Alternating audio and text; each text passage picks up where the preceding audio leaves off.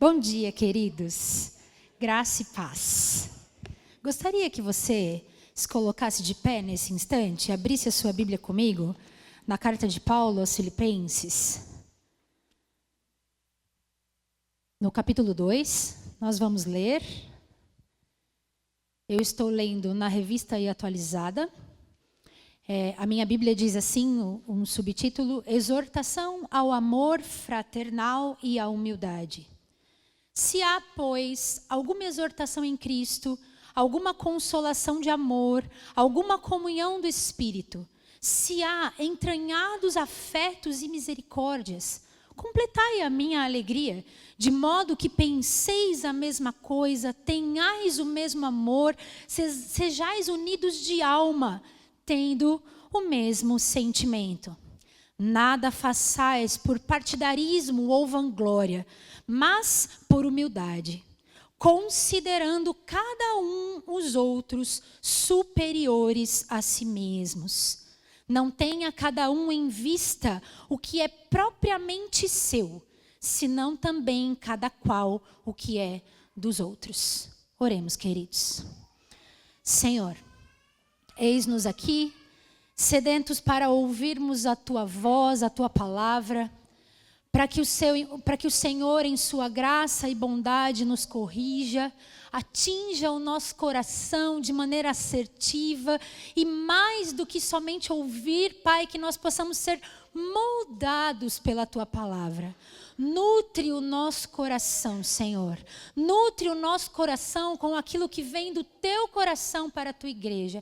Ensina-nos, ajuda-nos a olhar, Deus, para esse texto, encontrar o nosso pecado e saber que em Ti, Senhor, nós encontramos o perdão e a graça. Em nome de Jesus. Amém. Amém, queridos. Pode se assentar. Vamos dar continuidade a essa carta de Paulo aos Filipenses, uma carta incrível que nos ensina muito quando nós nos debruçamos nela. E a gente pode entender, né, que todas as cartas de Paulo, na maioria das ocasiões, foram escritas para enfrentar uma situação imediata ou alguma ameaça que estava ali rondando a igreja. A gente consegue perceber nas cartas do apóstolo o seu próprio coração pulsando pela vida da igreja, ainda que os irmãos estivessem em alguns momentos desorientados ou equivocados com algumas questões diárias. São cartas, então, que vêm ao encontro da igreja para tratar essas preocupações que os nossos irmãos lá na igreja primitiva enfrentaram. E assim, a gente pode, com um pouquinho mais de atenção, perceber que essas dificuldades que foram enfrentadas lá atrás são as mesmas que nós enfrentamos nos dias de hoje. A gente entende que essas cartas, elas não são escritas no silêncio, na paz e na calmaria do coração de Paulo. Não. Mas no desespero de auxiliar os irmãos, de encorajar os irmãos, de corrigir os irmãos e confortar os irmãos em vista das situações que estavam ocorrendo. Sempre com essa intenção. Corrigir os irmãos, ensinar os irmãos, confortar, encorajar. E a carta de Filipenses, ela não é diferente. E apesar de existir uma distância, né, de tempo e cultura entre lá e cá, nos dias de hoje, nós encontramos essas mesmas situações. A cada geração, no desenvolvimento e no crescimento da igreja, essas situações acontecem.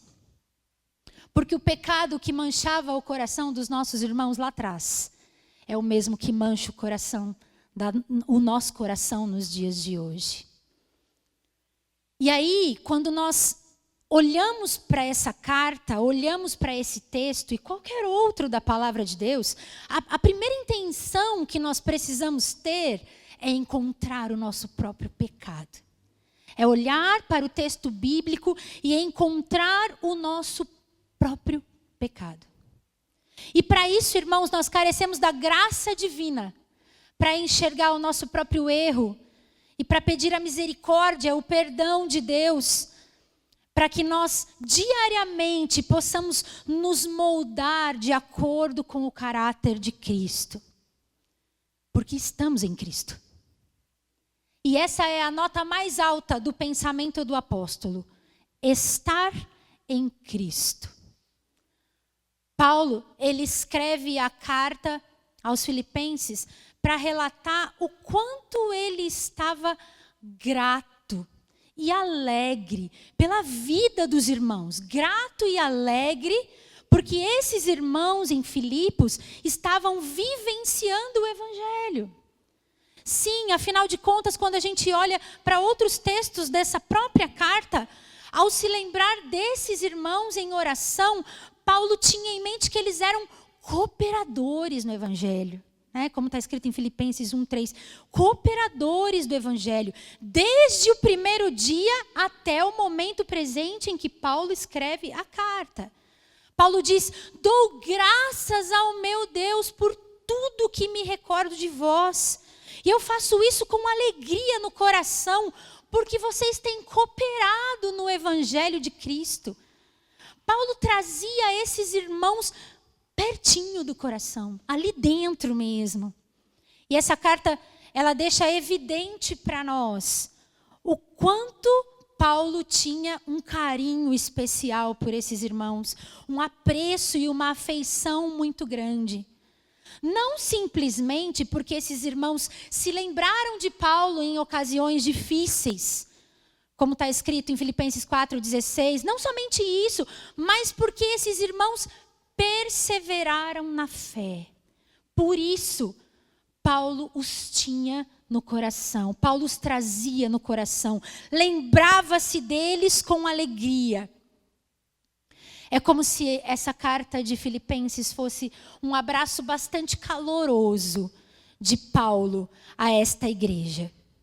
E aqui a gente consegue pensar em algumas reflexões, a gente consegue refletir de algumas formas, com algumas perguntas reflexivas. Irmãos, até que ponto nós temos sido cooperadores no Evangelho de Cristo? O quanto os nossos irmãos se alegram e agradecem a Deus quando lembram de nós? O quanto os nossos irmãos são gratos a Deus pela nossa vida ou pelo serviço que prestamos enquanto corpo de Cristo? Ou ainda, o quanto tem sido permanente o nosso comprometimento com o Evangelho? Será que tem sido desde o primeiro dia até os dias de hoje? São perguntas que a gente precisa refletir todos os dias. Todos os dias. O quanto nós temos nos esforçado e nos lembrado dos nossos irmãos em oração, né? Porque quando vivemos essa união, essa unidade que é proposta na carta de Filipenses, nós então vivemos o verdadeiro corpo de Cristo, como família. E o lembrar-se do outro, preocupar-se com o outro, entender e compreender as motivações do outro, tudo isso faz parte e está intrínseco aqui. Então, com isso em mente, aí a gente entra no capítulo 2. E em poucos versos, apenas nesses 4 versos, Paulo ele descreve então alguns princípios que os filipenses já tinham consolidado, eles já faziam, mas ele também os exorta a entregarem um pouquinho mais, pelo dever de estarem em Cristo. Então, quando a gente olha para o versículo 1, do capítulo 2, que começa assim, se há, pois, ou algumas traduções trazem portanto, essa palavrinha se, ela não é condicional, mas ela é causal. Paulo, ele não coloca uma condição para que algo aconteça, ou então Paulo está duvidando dos irmãos. Olha, se há isso em vocês, se há... Não. Aqui, na verdade, é um conectivo de causa. É como se Paulo estivesse dizendo para os irmãos, olha, já que há entre vocês exortação em Cristo, visto que há entre vocês consolação de amor, porque existe comunhão entre vocês, e porque também existem entranhados afetos entre vocês, completem a minha alegria. Então Paulo está dizendo, por esse motivo, por conta de tudo isso, completem a minha alegria. Entreguem um pouquinho mais. Façam um pouquinho mais. Paulo sabia a realidade daquela igreja. E Paulo apela exatamente para os pontos nos quais esses irmãos já estavam fortalecidos, mas precisavam de alguns ajustes. Pontos que, na verdade, em alguma medida, queridos, qualquer cristão precisa ter. Qualquer cristão precisa ter. Exortação em Cristo, consolação de amor, comunhão do Espírito e entranhados afetos e misericórdia. Quando Paulo fala da exortação em Cristo, Paulo está trazendo a ideia de encorajar os irmãos, uma vez que Cristo é nosso representante. Cristo é a fonte da nossa vida espiritual. É Ele que nos liberta do domínio do pecado e é Ele que nos capacita para vivermos as verdadeiras práticas do Evangelho. É Ele que nos capacita para vivermos como corpo, unidos em Cristo. E quando nós estamos em Cristo, Paulo diz em Gálatas 2:20, logo, já não sou eu quem vive, mas Cristo vive em mim. E se esse viver que agora tenho na carne, vivo pela fé no Filho de Deus, que me amou e a si mesmo se entregou por mim. Paulo está encorajando os irmãos. Paulo está dizendo, olhem para isso. Já que existe isso no meio de vocês, me entreguem um pouquinho mais. Me deem um pouquinho mais. E aí Paulo fala, se existe entre vocês, já que existe entre vocês consolação de amor, Paulo está trazendo aqui mais um fundamento da igreja, que permite que Paulo exorte os irmãos para viverem essa união. Esse fundamento é o amor. Só conseguimos viver em união, em unidade, como igreja, como corpo de Cristo, se temos o amor. Sabe por quê, queridos? Porque Cristo ama a igreja. Então, o amor que recebemos de Cristo é a chave para a unidade no meio da igreja. Porque Cristo ama a igreja, o amor que recebemos de Cristo é a chave para a união no meio da igreja. E não é qualquer amor. É um amor sacrificial. É um amor que nos constrange. É um amor que nos conforta quando lembramos o quanto não somos merecedores. 2 Coríntios 5, 14 e 15 diz, o amor de Cristo nos constrange. Porque um morreu por todos, logo todos morreram. E ele morreu por todos para que os que vivam, não vivam mais para si mesmos, mas para aquele que por eles morreu e ressuscitou. Não vivam mais para si mesmos, mas para aquele que por eles morreu e ressuscitou. 1 João 4:9, o apóstolo João diz assim, nisto se manifestou o amor de Deus em nós, em haver Deus enviado o seu Filho unigênito ao mundo, para vivermos por meio dele. Temos o exemplo de amor maior em Cristo Jesus, o nosso Redentor. aquele que deu a vida por mim e por você. Então será que não conseguimos entregar um pouco mais? Depois Paulo continua, né, falando a respeito da comunhão do Espírito. Mas antes, queridos, quando a gente olha para o amor, a gente consegue entender que aquele que desfruta do amor de Deus, dado aos homens através de Cristo Jesus, ainda que seja de maneira rasa e imperfeita, porque nós somos pecadores, mas quando temos esse amor, não podemos viver em desunião com os outros irmãos. Porque o amor de Deus foi derramado em nós pelo Espírito, diz Romanos 5:5. O amor de Deus está derramado em nossos corações pelo Espírito Santo que nos foi concedido.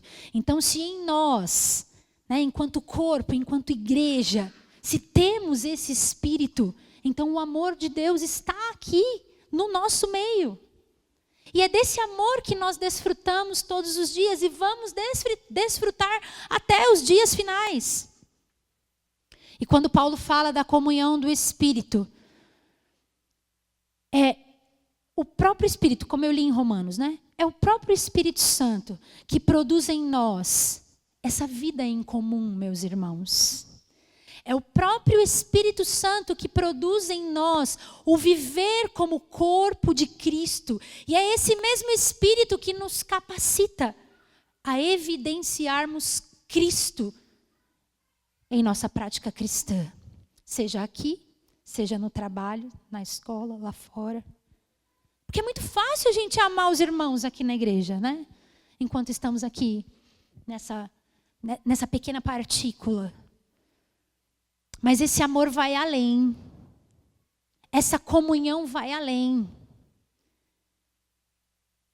Quando nós olhamos, então, a gente consegue perceber que Paulo, ele está certo de que os irmãos em Filipenses tinham essa comunhão do Espírito em alguma medida. Isso é verdadeiro entre eles. Eles participavam dessa comunhão em um só Espírito, porque viviam também no Espírito. Efésios 4, do 1 ao 4, diz assim: rogo-vos, pois, eu, prisioneiro de Cristo, que andeis de modo digno da vocação a que fostes chamados. Como? Com toda humildade e mansidão, suportando-vos uns aos outros em amor. E esforçando-vos diligentemente para quê? Para preservar a unidade do Espírito no vínculo da paz. Porque há um só corpo e um só Espírito. Gálatas 5:25. Se vivemos no Espírito, andemos também no Espírito. E nisto conhecemos que permanecemos nele e ele em nós, porque ele nos deu o seu Espírito. Então há necessidade que a gente venha entender que estar em Cristo é desfrutar das obras do Espírito e andar no Espírito. Andar no Espírito é participar da comunhão do Espírito. E, obviamente, evidenciar o seu fruto. Gálatas 5:22. Amor, alegria, paz, longanimidade, benignidade, bondade, fidelidade, mansidão e domínio próprio. E aí, eu não sei se eu já falei isso aqui, mas se eu já falei, vou repetir. Quando a gente pensa em fruto, né? Pensa na árvore, né? A árvore, ela dá os seus frutos. Ela dá os seus frutos para si mesma? Ela se alimenta dos seus próprios frutos? Não. É para que o outro se alimente. É para que o outro desfrute desses frutos. A ideia aqui é a mesma. Quando o fruto do Espírito se manifesta em nós, não é para nós, é para que o outro coma desse fruto. E para que, sabe, às vezes aquele irmãozinho que mais a gente desdenha, talvez ele tenha o fruto que você ainda não tem, que eu ainda não tenho. E é dele que nós vamos aprender, é com ele que nós seremos lapidados uns com os outros, comendo do fruto do outro. Para que sim, nós possamos desfrutar dessa verdadeira comunhão do Espírito. Amados, João diz, em 1 João 3,18, amemos uns aos outros. Amemos uns aos outros. E depois Paulo fala de entranhados afetos e misericórdia. Então Paulo está discorrendo sobre algumas coisas e alguns fundamentos que a igreja de Filipenses já tinha, que ele já encontrava nesses irmãos. Então já que existe em vocês, irmãos, esse entranhados afetos é uma profunda afeição. Já que existe entre vocês essa profunda afeição e compaixão uns com os outros, completem a minha alegria. Paulo diz, completem a minha alegria. Paulo está fazendo referência a esse sentimento profundo de amor e misericórdia que os irmãos devem nutrir uns pelos outros. E são sentimentos, queridos, que não tem como fonte própria o nosso coração. Não tem como fonte própria o coração do homem, mas procedem do coração de Deus para nós, a partir do momento que estamos em Cristo. A partir do momento que estamos em Cristo, podemos desfrutar de entranhados afetos e misericórdia com os nossos irmãos. 1 João 3,18, agora sim. Filhinhos, não amemos de palavra nem de língua, mas de fato e verdade. Amar o irmão de palavra e de língua é fácil. Mas amar de fato e verdade, quando você precisa abrir mão dos seus próprios interesses para servir o outro, então sim, precisamos da graça de Deus para cumprir isso. Precisamos sim estar em Cristo para cumprir isso. 1 João 4,11, e se Ele de tal maneira nos amou, devemos também amar uns aos outros. Nós amamos porque Ele nos amou primeiro. 1 João 4,19. Amar o irmão, queridos, é enxergar o outro pela porta da misericórdia. É saber que da mesma forma que ele erra, nós erramos. É saber que os mesmos pecados que os nossos irmãos estão suscetíveis a fazer, eu e você também estamos. E às vezes quando nós temos um irmão em dificuldade ou sabemos que ele está enfrentando algum pecado, a nossa primeira intenção é julgar. É isso que fazemos. Queridos, eu não me excluo disso. Mas essa é a nossa primeira intenção. É olhar para o outro sem tirar a trave dos próprios olhos. Quando, na verdade, a Bíblia nos ensina a olhar o outro pela porta da misericórdia. Sabe por quê? Porque Cristo foi misericordioso conosco. Da mesma forma que Cristo foi misericordioso comigo e com você, nós precisamos ser misericordiosos com os nossos irmãos e ajudá-los a caminhar nessa jornada de fé, nessa jornada cristã. Mas como nós falhamos, queridos? Como nós falhamos?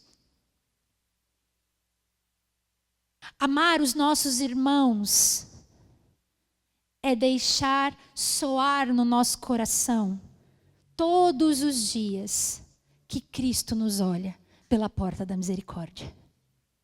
É isso. Diariamente. Quem somos nós? Para que Ele olhasse para nós, se importasse conosco, se entregasse por nós. A sua graça e o seu favor foram estendidos a nós através da cruz do Calvário. E hoje nós desfrutamos desse amor que nos foi dado pela própria pessoa de Cristo na cruz do Calvário. Por essa razão, queridos, precisamos ser movidos por uma vida de piedade e misericórdia com os nossos irmãos.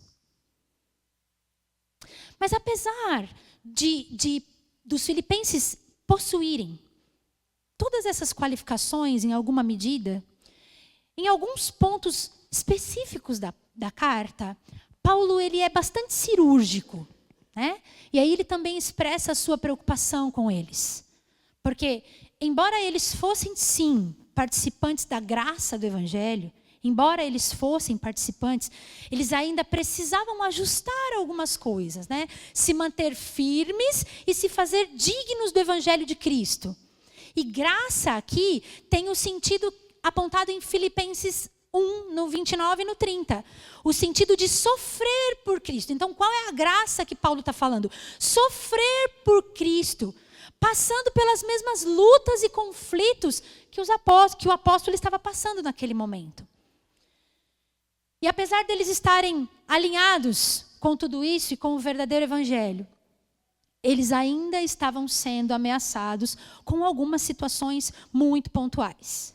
E para piorar as coisas, para piorar os fatos, essas ameaças, elas não eram apenas externas, mas elas vinham de dentro da igreja. Então, a gente tem ameaças externas, eles estavam sofrendo perseguições, né? Estavam sendo pressionados por falsos mestres, ameaças externas. Ameaças internas, a gente tem o partidarismo e a vanglória, a gente tem murmurações e contendas que aparentemente, né, em decorrência de todo o sofrimento que estavam passando, eles perdem a confiança e começam a se queixar, a murmurar. E a gente tem algumas mulheres que haviam trabalhado com Paulo em favor do evangelho, mas que agora estavam entrando em conflito umas com as outras, ameaçando a paz e causando discórdia entre os irmãos. Isso está lá em Filipenses 4, depois você lê. Então, a gente tem aquilo que vem externamente e aquilo que é de dentro da igreja, né? Todas essas ameaças estavam na mente do apóstolo ao escrever para os seus companheiros, para os seus amigos de Filipos, né? Mas a nota mais alta aqui é a sua preocupação com a unidade da igreja. Essas ameaças implicam que não necessariamente a igreja de Filipos estava em total desavença. Não, mas que Paulo percebe uma coisa aqui, outra ali, e fala, opa, deixa eu ajustar isso daqui, antes que isso continue se manifestando no meio de vocês. Mas de qualquer forma, queridos, Paulo ele continua a sua exortação dizendo, irmãos, olha, se vocês estão firmados em tudo isso que eu acabei de dizer, se vocês estão firmados em exortação em Cristo, consolação de amor, comunhão do Espírito e afetos, sinceros afetos e misericórdia, completem a minha alegria. Entreguem um pouquinho mais e pensem a mesma coisa. Tenham o mesmo amor e sejam unidos de alma, tendo em vocês o mesmo sentimento. Nesse versículo aqui, Paulo convoca os irmãos a viverem em unidade. Afinal, como eu falei, essa era a sua maior preocupação. Paulo, então, ele cria um leque de ideias para falar e enfatizar a mesma coisa, a unidade da igreja. E aqui a gente pode fazer um link com Filipenses 1, 27, no qual Paulo orienta os irmãos a viverem de forma digna do Evangelho de Cristo. Firmes num só espírito, com uma só alma. Fazendo o quê? Lutando juntos pela causa do Evangelho. Ou seja, num só propósito. Paulo está expressando a vontade e o desejo que ele tinha, queridos, de ver esses irmãos desfrutando dessa unidade. E ele ainda acrescenta que se os irmãos fizessem isso, né, entregassem um pouquinho mais a ele, então a alegria dele seria completa.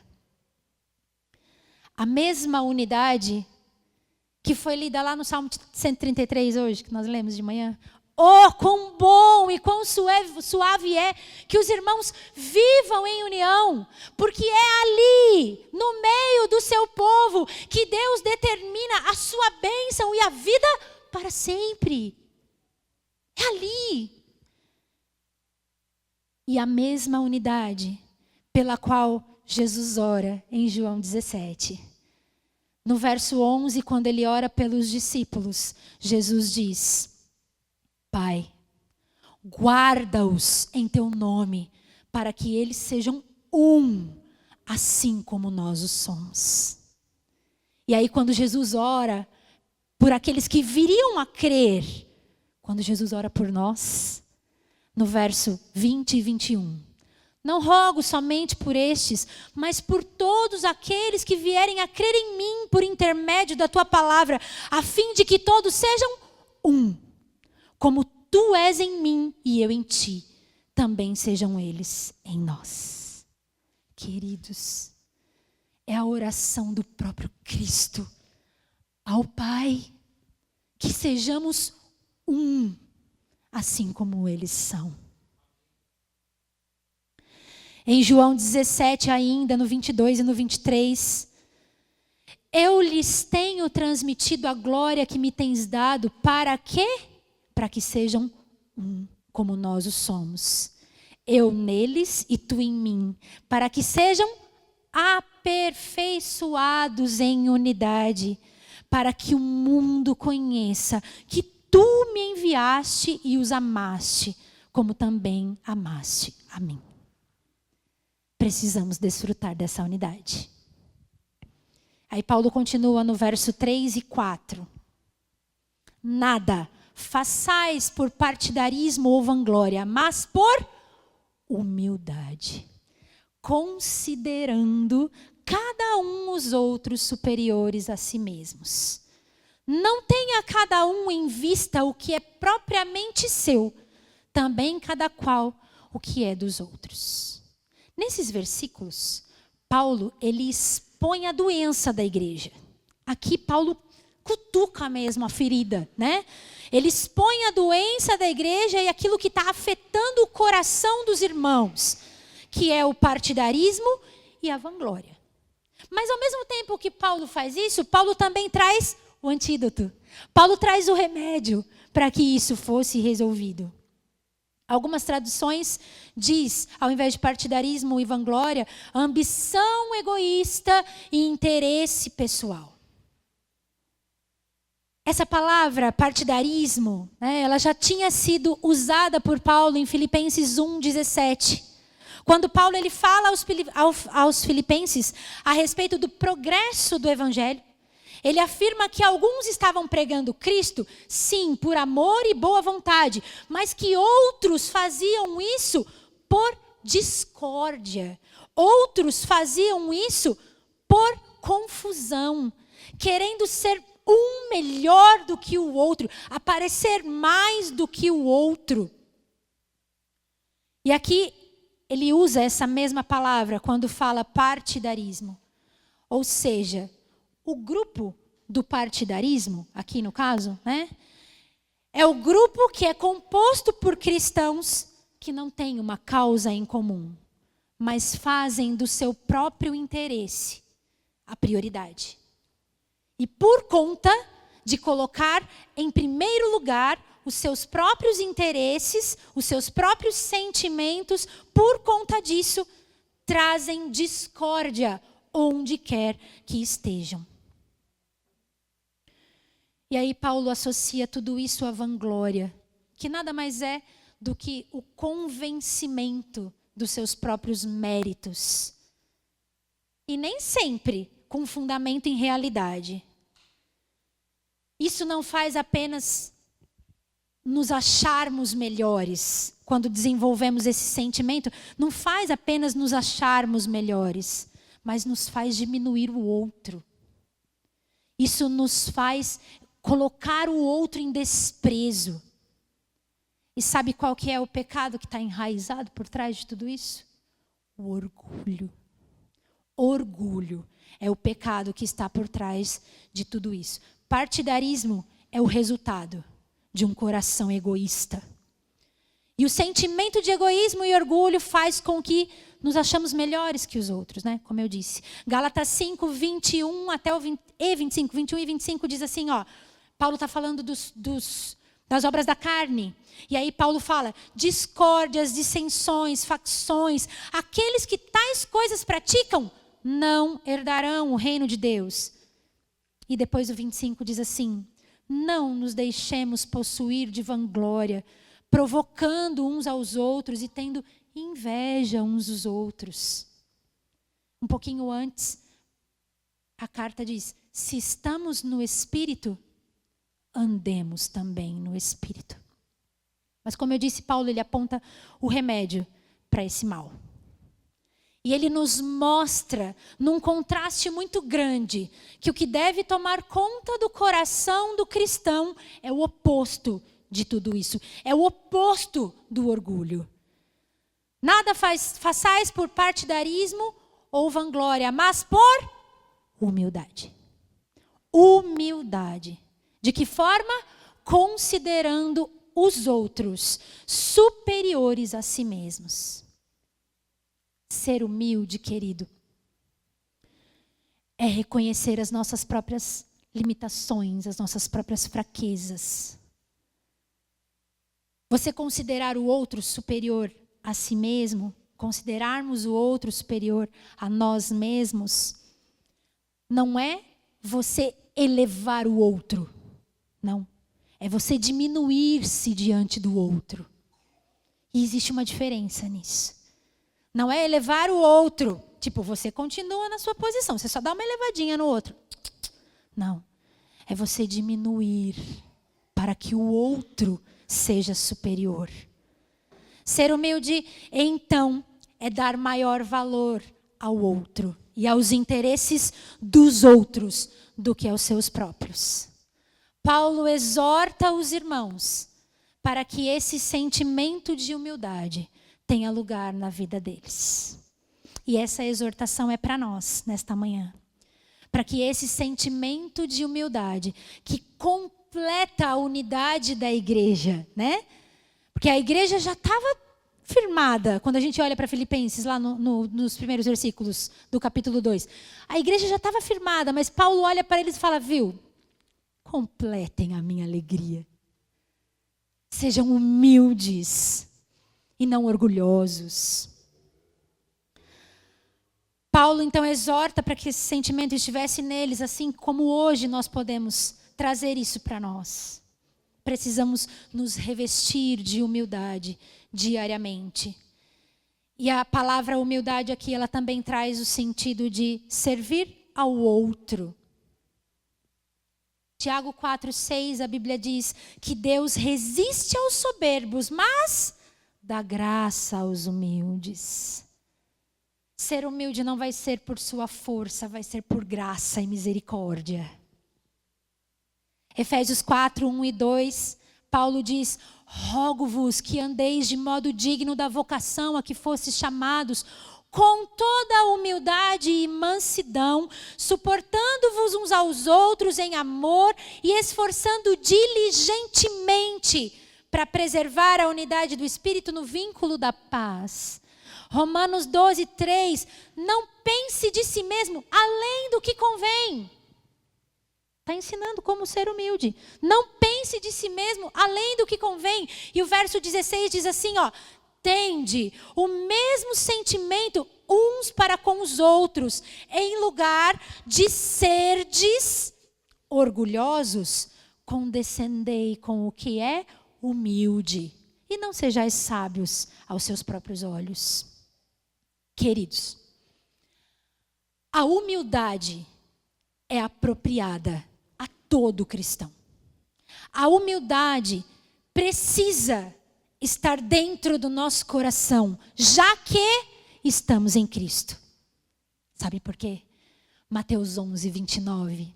O próprio Jesus fala de si mesmo. Ele diz assim: tomai sobre vós o meu jugo e aprendei de mim, porque sou manso e humilde de coração. E o coração de Cristo tem muito a nos ensinar. O coração de Cristo é a fonte da qual eu e você devemos beber diariamente. O coração de Cristo nos ensina a sermos parecidos com Ele, manso e humilde.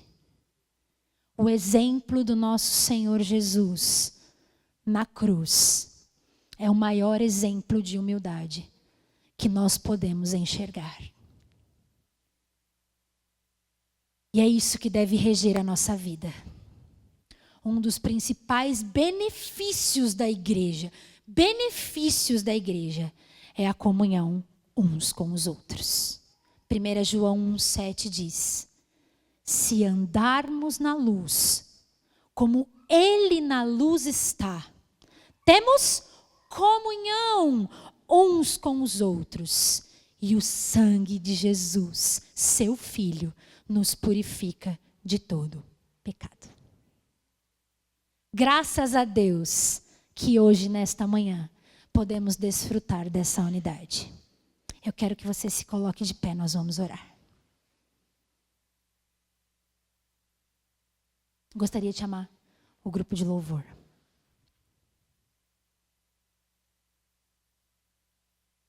Vamos orar, queridos.